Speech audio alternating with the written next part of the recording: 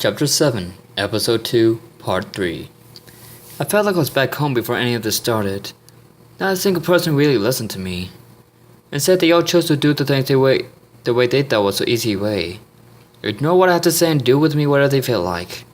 I hate the feeling of being ignored, and I hate the feeling of being rushed.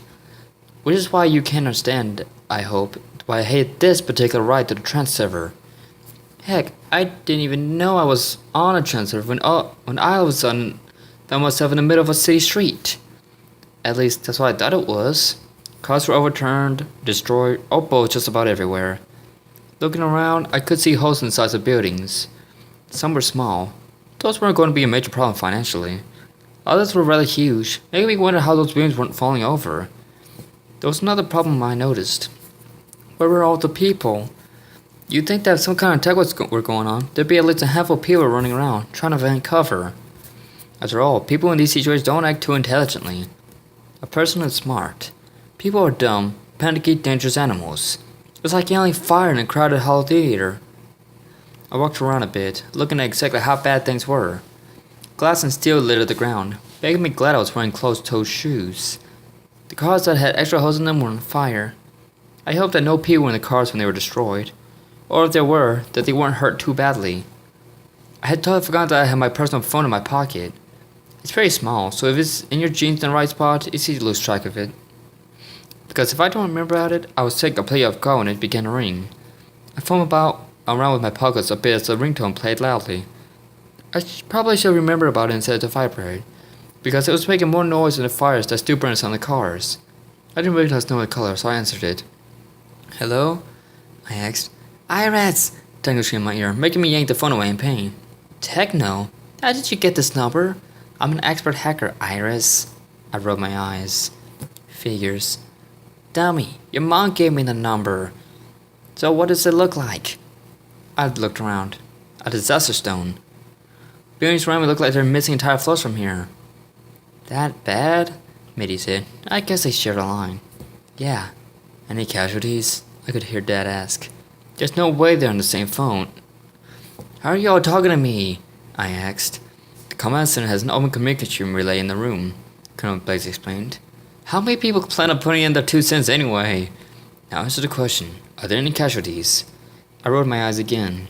This guy's one of those, what do they call them? Workaholics? I don't see any right off, but I won't know without checking inside the buildings and cars. "Leave that for the recovery teams," the colonel said. "A bit heartless when he needs to be, I guess. I can't say I subscribe to that particular magazine. Your orders are to search for the maverick responsible for damage and capture him immediately." "Right," I replied, not wanting to leave a bad impression on my first hunt. That doesn't mean I didn't like his attitude. I hated it. Problem was that I think I used my seconds to freebie when he questioned whether or not I was adopted. "Do you see any signs of the maverick?" Blaze asked. I looked around. No.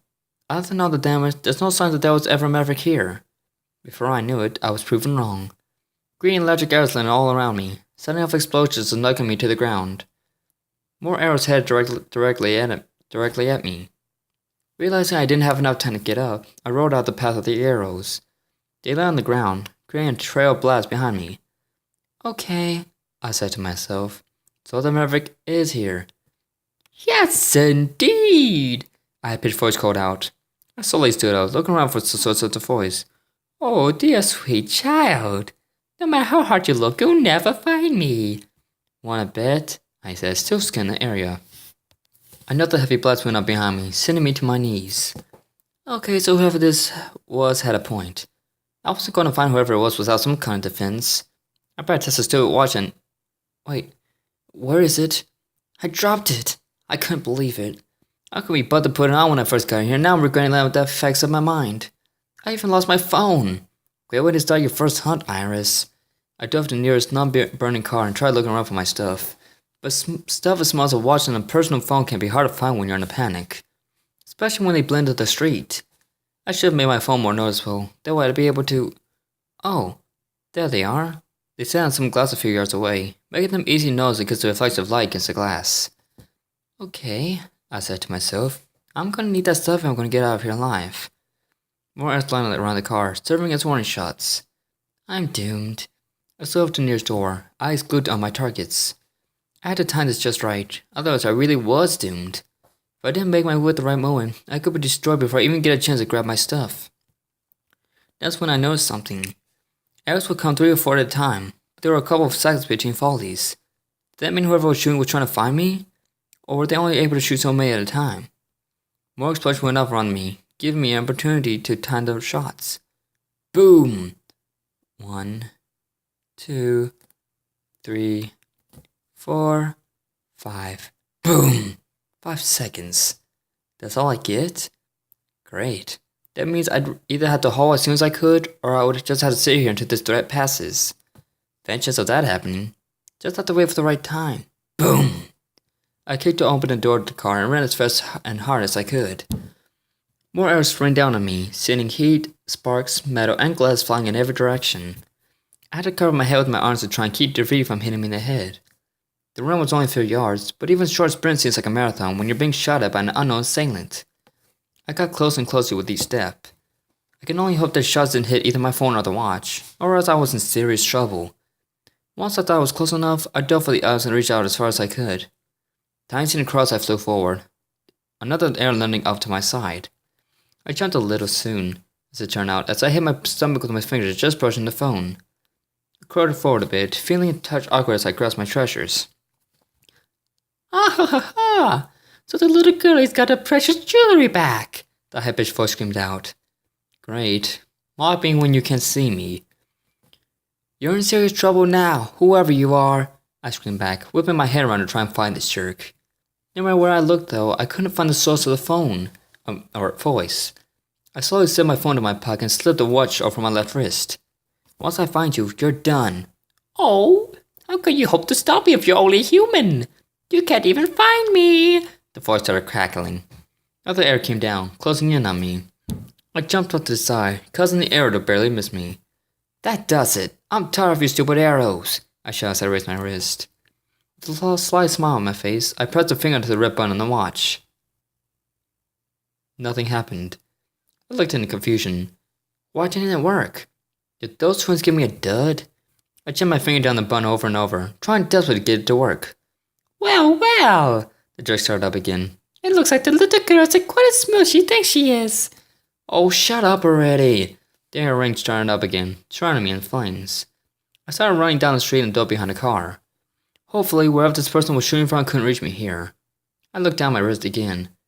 Why aren't you working? You're supposed to help me out here. The phone started ringing again. I yanked it from my pocket in instant frustration. What? How are things going? Minnie asked, apparently unfazed by my snapping answer. Wonderful, I said sarcastically. Except for the part where your stupid watch isn't working. Are you pressing the red button? Yes, it's not doing anything. Are you saying this carry phrase? Tenno asked. No, I answered honestly. I could almost hear the twins roll their eyes. Then that's the problem. You have to say this carry phrase or else it won't work. I'm starting to hate the twins. I'm gonna sound completely stupid, I whined, and arrow flew past me, landing a few feet away. Better to sound stupid than look dead, Mitty said. Fine, but I still hate it, I said, hanging up. I stood up, hoping to try and find this person before I try to use the watch again. No matter how you look, girlie, you'll never find me, the voice laughed. I smirked, even though I was about to sound like a complete moron. You won't be able to hide for long, jerk, I said as I lifted my wrist again. This time, I prayed it was going to work. I took a deep breath, jammed the button on the watch, and shouted at the top of my lungs, just to make sure it heard me. Hot your form! Power up! An electrical feeling surged through my body, forcing me to stiffen up and widen my eyes. My body felt like it was on fire, while something extremely cold poured itself over me. It was like I was being, what was it called? Microwaved in reverse. The cold substance solidified over me, taking the shape of the armor I was wearing the night before. The black and purple shades covered my clothes. Cotton swatched over my skull and carving itself in the helmet that I fumbled with so much. The mask covered my features again, completing the process. The hot cold feeling I had the entire time eventually faded. I looked at myself, just to make sure I wasn't just seeing things. Sunlight gleamed off of my covered arms. I couldn't believe it. It worked! I cried happily. A smile shaped on my face, though anybody looking at me wouldn't have been able to see it. I cannot, for the life of me, believe that stupid little watch worked. Another arrow falling surrounded me in fire. Okay, celebration over. I rolled out the flames, thankful that I didn't have to worry about being burned. I looked around again. Why did I think being in armor would help me? It didn't help my vision, and I didn't have any sort of scans or anything. Optimism fails me yet again. Come out wherever you are, I called out, hoping that old cliche would work. How does anything like that work out anyway? As you wish, child, the voice responded. Holy kapow, it worked! A weird crackling sound like filled the air. Tracing sound, I followed to a nearby half-destroyed building. The wall started warping weirdly, electric sparks dancing up to a specific part. A moment later, the warping and crackling stopped as a large yellow reploid became visible. It looked similar to Armadillo, with spikes shooting out from its back. The tail ended in a flat surface and, like the black, had spikes protruding at the end, while a huge horn sat where its nose would be. The rear arm didn't have a hand on it. Instead, it sounded like an arm cannon replaced it, lines of green energy running along the cannon. Jeez, I said, my face twisting. Stay away from fun houses. I don't think they'd be able to afford the damages. Foolish child, the Armadillo screeched. I am Amarillo Archon, a master sprayer in the word of the future. Word of the future? What are you, some kind of religious nutcase? I brought a finger out to my chin and thought. Also, what are you? Male or female? Female, you insolent brat! She, I guess, screamed as she fired electric arrows from her arm cannon. I used my arm to deflect the shots, forcing the land relatively harmless behind me. Turned out to be a mistake, because my forearm burned intensely from the heat. Well, I said as I cringed, clutching my bludgeoning arm. I guess I won't be doing that anymore. I grabbed one of the swords on my back, drawing it in a flash. Now it's my turn. I dashed into attack. Or, at least I tried to. I lunged forward, only to find that my left leg wouldn't budge. Oh no, I said to myself. Not now. I kept trying to run, but my leg wouldn't have it. I couldn't move it unless I dragged it. Ha ha ha ha! That stupid overgrown Armadillo laughed. It would seem that my attacks have had more of an effect than even I thought. Don't hold your breath, you walking speed bump, I sneered. There was no way around it. I couldn't get my leg to move at all. I needed to get somewhere relatively safe while I could visit that acting when I tell it to is best for both of us. Looked around, found another mostly together car, and started dragging myself toward it. Now, dragging land that's virtually useless and is necessary for proper movement and maneuverability isn't all that easy. It doesn't help when you've got an oversized rat cackling away or firing deadly electric arrows at you. Whether it's by virtue of good luck, bad aim, Archon twinkling, or all of the above, I managed to get to the car and hide behind it. If you can call keeping out of sight where your enemy knows exactly where you are hiding. Come out wherever you are, Archon screeched, mugging her while I seized my sword. You've got nowhere to hide. I squeezed and shook my leg, willing to move. Come on, don't do this to me. I tried to move my toes inside my boot, but they weren't willing to listen to me. They weren't getting the signals my brain was trying to send them. Arrows flew by me, reminding me of how close this maverick was. More shaking wasn't convincing my toes to do anything. Then to say bye-bye, girlie. Such a promising young girl, too. I could hear an electric hum fill the air.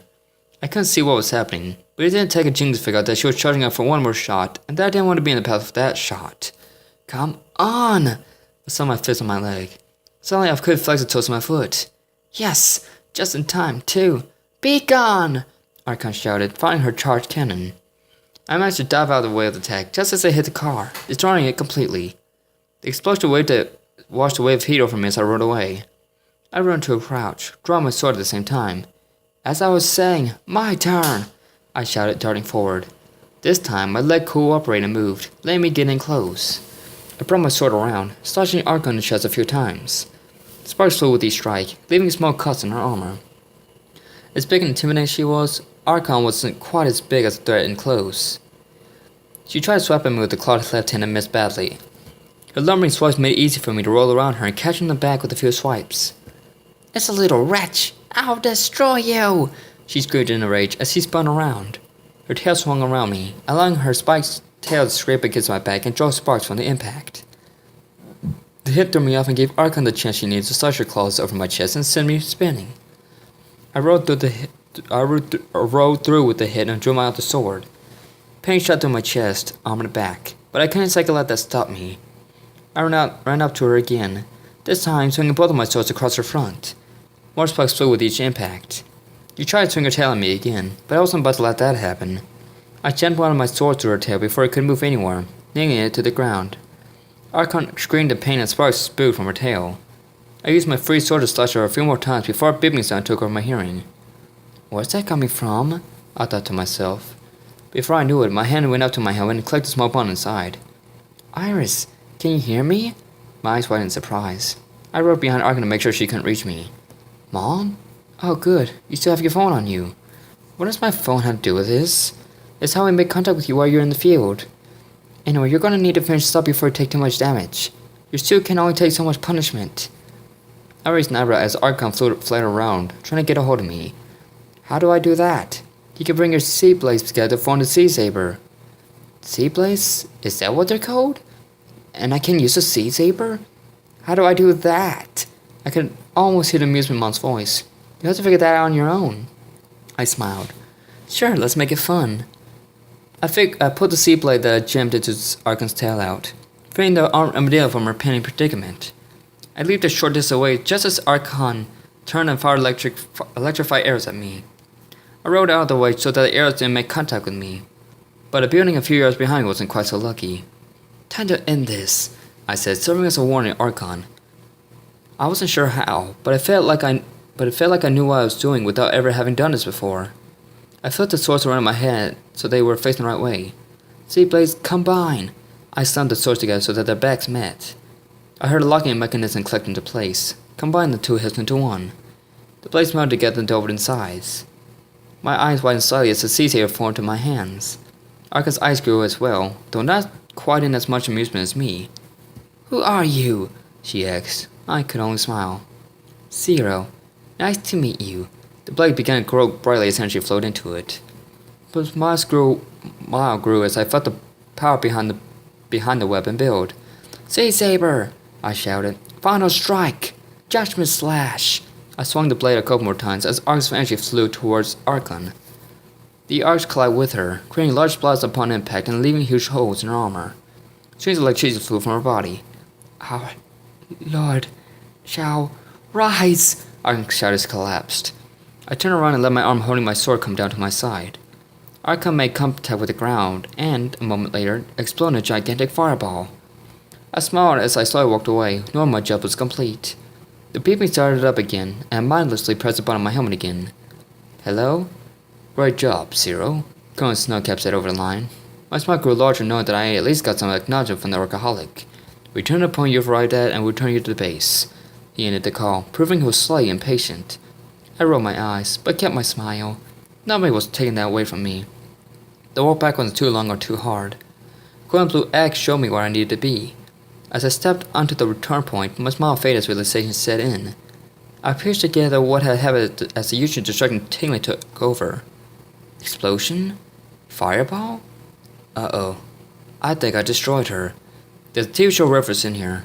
See if you can find it. Answer to Chapter 2 reference in the next chapter.